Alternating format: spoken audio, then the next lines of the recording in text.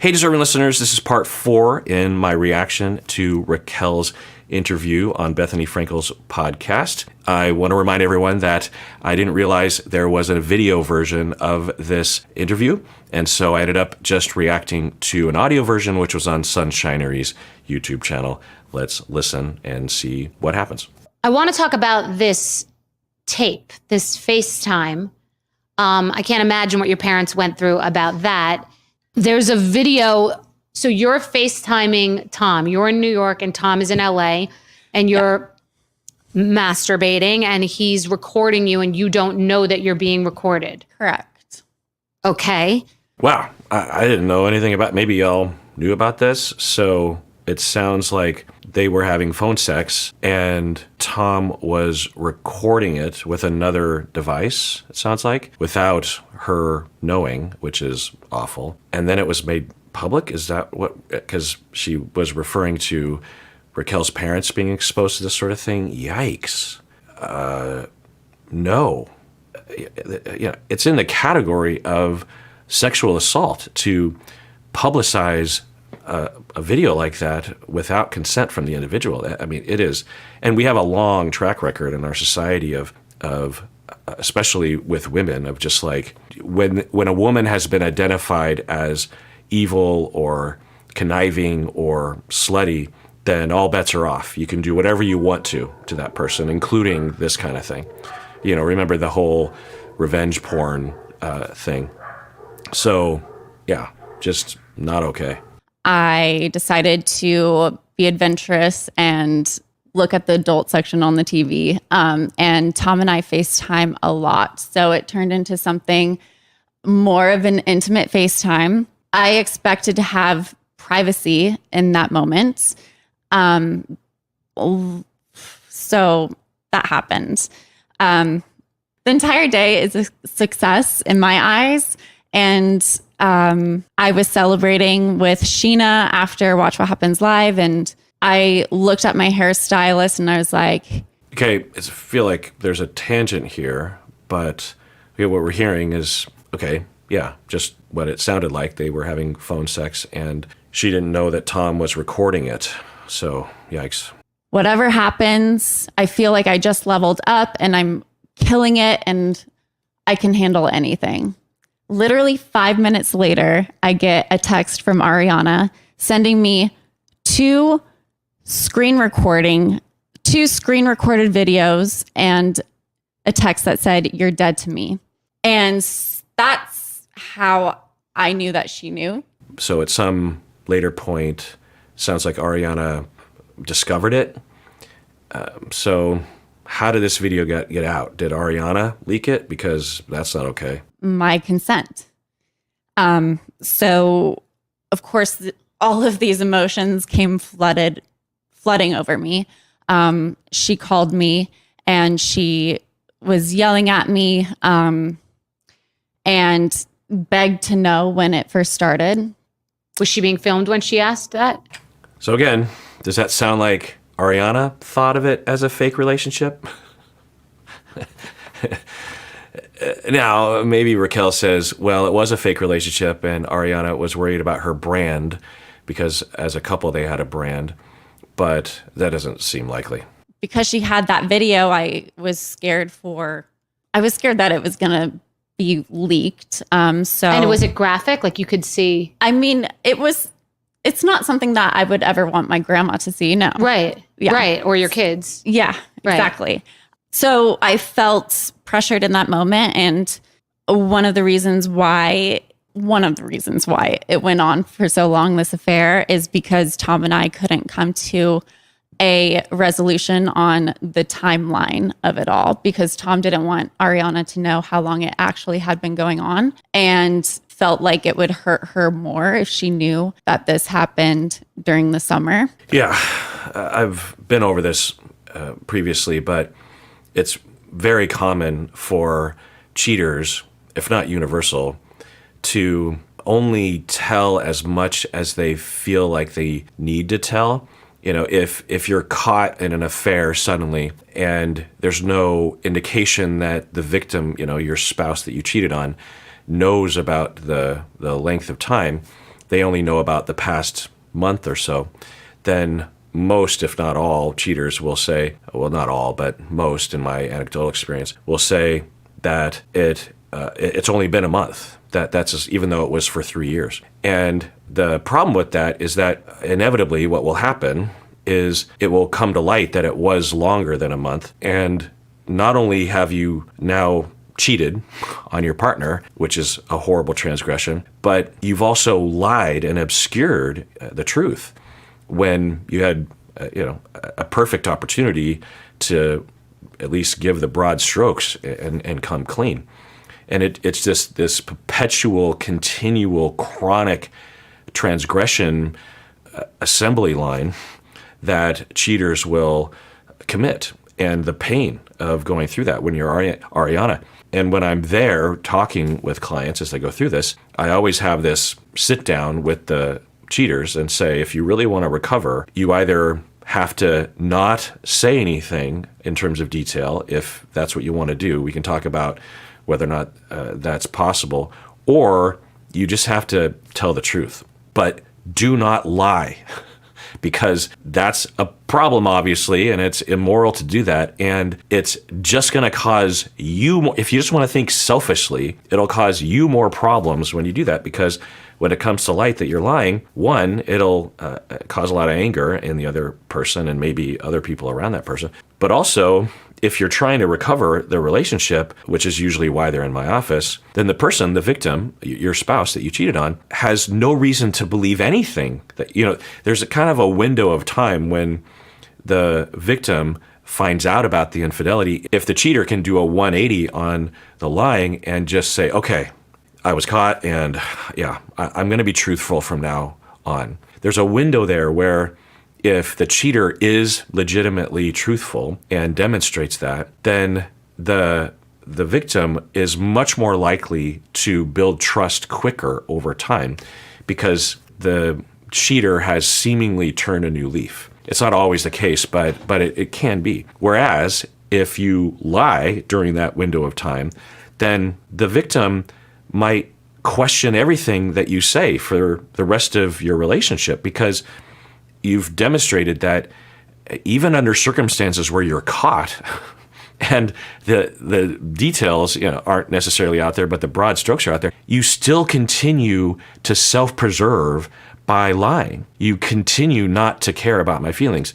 You continue to throw morality out the window when it's inconvenient for you. So how can I trust anything, especially as we're trying to recover, when you say 3 months after, as a couple is trying to recover from an infidelity, 3 months, 6 months later, the former cheater comes home late from work and says, I was caught up at work. Why would the victim of the infidelity believe that? They'd be stupid to believe that.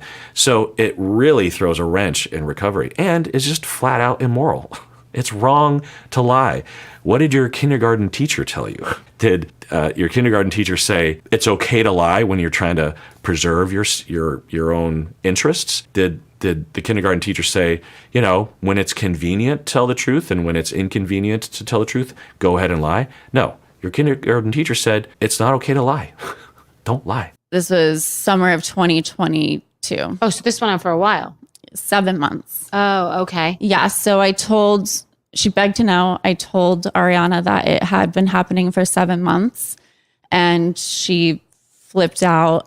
This is also while Tom was performing his hit new single in West Hollywood at Tom Tom. So everyone was there. Lisa Vanderpump was there. Oh, interesting. So it sounds like we're getting more specifics of Ariana came across this sexting video, this phone sex video, which would make things really painful and hurtful. I've talked about how when these kinds of things are discovered, infidelity, the way it's discovered can, it's always difficult, right? As a victim of infidelity, when you discover this, it's always emotionally difficult. But there are circumstances of finding out that can be particularly traumatic. And I talked about how I had a client once that his wife had butt dialed her husband while she was having an affair. And the husband picked up the phone and heard and was like, huh? And knew it was his wife and was singing, what's going on? And then figured it out when it dawned on him, and he almost hung up. But then he said he forced himself to listen to it because it was, he didn't really know why. He just and it was it was long. The interaction was long, like, I don't know, half an hour or something or longer. And we could imagine that would do a number on you, not only because of the infidelity, but because you're exposed to the details of the infidelity, right? And it sounds like Ariana went through something similar to that. So, yeah, wow. And his phone just happened to fall out of his pocket while he was performing. He didn't change his password, even though at this time he said that they were broken up officially. And then he also left the video in his camera roll. Okay, so he says that they were broken up. Who knows? It could be true. But Ariana certainly didn't indicate that. And we could absolutely imagine Tom lying to Raquel that they were broken up. So, yeah, I think they did talk about that, right? That he was claiming, look, we already established that the relationship was over. And Tom did not provide a convincing data point along those lines. Like if Tom said, remember that conversation we had? And I said verbatim, I am breaking up with you. Remember when I said, he said nothing even close to that. And Ariana refuted this notion that somehow he had communicated that the relationship was over. So I think Tom convinced himself in his passive way that he had communicated it when he hadn't. Wait, this is what you believe, or this is what was said? This is what I know, because this is what has been said by Tom and by Ariana. That the phone fell out of his pocket? Yes. And you believe that? I don't even know what to believe anymore. Oh, so that was the story.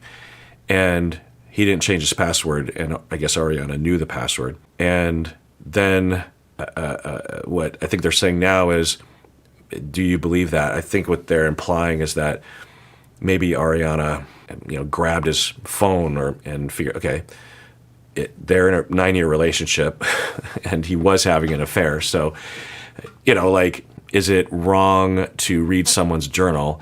Yes, but if you're having an affair and as a victim you're highly suspicious and you have enough reason to believe, there's a difference between having unreasonable fears about your partner cheating and then you invade their space.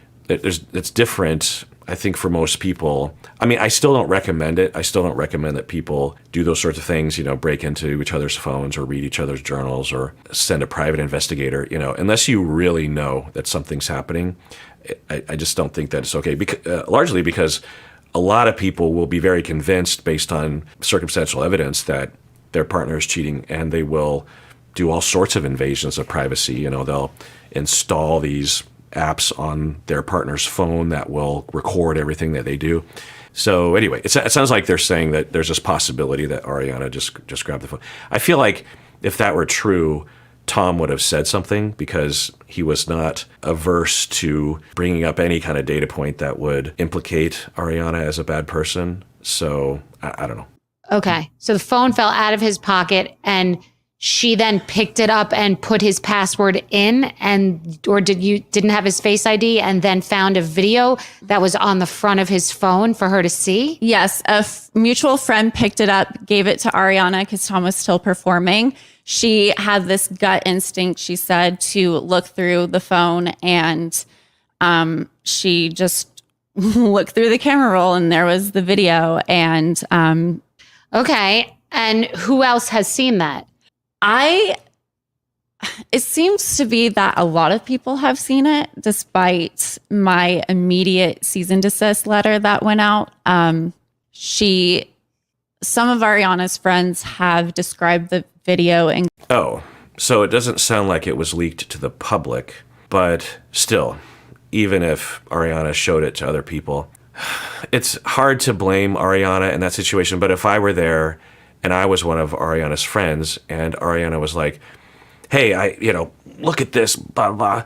I would hope that I would say, oh, don't show me that. You can tell me that you came across it. And feel free to be angry at Raquel, but that doesn't justify trafficking in non-consensual pornography.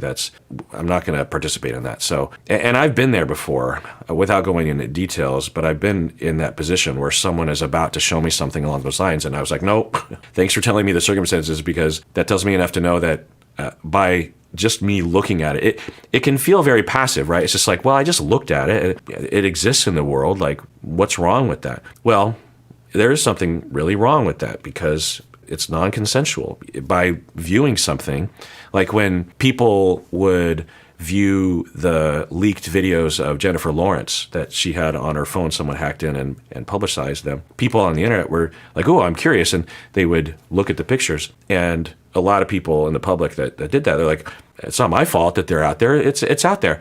Yes, it is your fault. You had a choice. Now, if they just came across your feed, you didn't have a choice. But if you sought them out and you knew that it was non-consensual pornography, then you are part of the crime. You are a criminal at that point. Would you be convicted in a court of law? I don't think so. But you are part of the problem. It's immoral to do that. So now, do most people see things that way? I don't think so. But yeah, and I get it. Ariana's upset. She wants to show people, look, I have proof. Look at the proof. Okay. And I just want to read to you what was said to you in a very short period of time on the reunion. Diabolical, demented, subhuman, shut the fuck up, fuck you, fuck yourself with a fucking cheese grater. You're disgusting, and I wish the worst that can ever happen to a person on you. Yeah, okay. So Bethany Frankel, which I just took a break and was talking with my wife about what I was watching, and she said, oh, she's from Desperate Housewives, Bethany Frankel. So good to know that. And for some of you, you might think, how could you not know that? I don't know the answer to that question. So now Bethany is reading off the things that were said that were on the published reunion. And yeah, hearing them all in succession, the name calling, you're subhuman, that kind of sort of thing is pretty awful. And I've already talked about how it's understandable, given the circumstances, that Ariana was, I don't know, forced is the right word, but maybe under contract, highly suggested that she sit in that reunion with Tom and eventually with Raquel. It would be really hard to not get very angry, particularly if you have that sort of way of dealing with things. Is it okay to say those sorts of things to someone? I mean, in isolation, you would say no, but given the circumstances, it's understandable to me. Anyway, one of the things that I think I talked about, but I definitely talked about during the Depp Heard trial, which is that when a woman, particularly if it's something like this where there's affairs, will be outed for their behavior, being angry, being critical, being judgmental, I think is understandable and justified. But the amount of anger and the amount of abuse and the amount of violence that will be threatened or maybe even perpetrated upon people in Raquel's shoes is fueled by misogyny and sexism. And misogyny is not a male phenomenon. It's a societal phenomenon. So people of all genders will have been brainwashed into the mindset that will believe that women are lesser, that they deserve to be attacked, that if they step out of line, particularly in these ways, they deserve to be metaphorically stoned in the streets. And I think that it's possible that it's hard to implicate Ariana in that because of how traumatic this sort of infidelity can be for her, but especially the public. I think hearing these things is more of an indictment on the way society would react against Raquel. So that's worth pointing out. The other thing that they talked about for a long time, I didn't react to it, was they keep highlighting how much money everyone else has made and how Raquel hasn't made that money. They point out how the show, Vanderpump Rules, was going to be canceled after season 10. But then because of Scandoval happened, their ratings went through the roof. And are going to be renewed, and Bethany was pointing out she is knowledgeable about market share and viewership on television shows. Bethany was saying that the numbers that Vanderpump Rules got were astronomical. And I believe that because I'd never heard of the show until the Scandoval thing was happening. And I don't think I'd ever received as many requests individually from people asking me to watch this. And at the time, I was trying to scale back because I was working too much, and I almost didn't watch it because I was like, well, I can't. But then one of the YouTube members that I have had some email exchanges with, because she is very helpful. She might be watching right now. I don't know if I want to name her because I don't know if she wants to be named in this, but you know who you are. And she made this case for me watching the show, and I was just like, I wasn't going to do it, but maybe the request hit a critical mass, and the way you're making a case for it, okay, I'll watch it. And boy, did it deliver! I mean, the story is just so compelling. There's so many things to talk about, right? Anyway, so they were talking about how everyone's making all this money, the show's making money. Tom Sandoval is making money because he is touring with his band, and he has his bars or restaurants that are making a lot of money, that Ariana's making a lot of money, and Raquel isn't making money. And okay, but I think the implication is that Raquel, and they even sort of said something like this, like they were talking about how when Raquel was being offered to be on the season, they were saying that she needs to be interesting, and that will determine how much she's paid and determine if she's invited back for future seasons. And I mean, they weren't directly saying this, but they were kind of implicating that the show victimized her. And, did the show victimize her? You could say maybe, these reality TV show productions are very exploitative of their cast members. Having said that, Raquel made a choice to have an affair. So the show, I'm sure the show was, counting the money because she had the affair, but I didn't hear any evidence that would lead me to believe that the show coerced her or somehow tricked her or brainwashed her to have an affair with Tom. So, it's a bummer that all these people are making money, and kind of ironic or unfair, particularly that Tom is making money. But the fact that Ariana's making money, somehow that's a crime. The fact, Ariana was making money on her brands before, and it's skyrocketing after this. You could argue that for many customers of Ariana's whatever she's selling, it might be justice. This person, Ariana, was crapped on by Tom and Ariana, or Tom and Raquel. I apologize if I mix up names.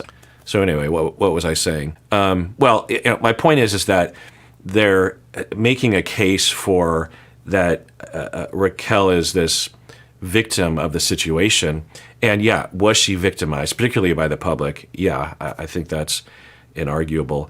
But again, Raquel made thousands and thousands of choices to engage in an affair with someone behind the scenes when she could have easily chosen a different path all those thousands of times, particularly in the beginning. You're disgusting, and I wish the worst that can ever happen to a person on you.